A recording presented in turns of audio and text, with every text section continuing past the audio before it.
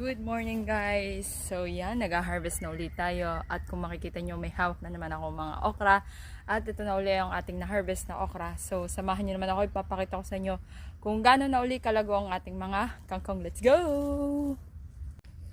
At ito na nga ulit guys, ang ating mga kangkong. Yan. Kung makikita nyo is makakapal na sila at kumpara dati is talagang manitipis pa yung dahon nila para mga ganito. Yan. Pero ngayon kung makikita nyo is lumalapad na sila. Siguro sa sobrang init ng panahon is yan, na-enjoy nila yung init ng panahon. Kaya naman sila ay patuloy na lumalago dito sa ating taniman. Yan. So baka sa Sunday, yan, magkaroon tayo ng harvest at makapagtinda ulit tayo.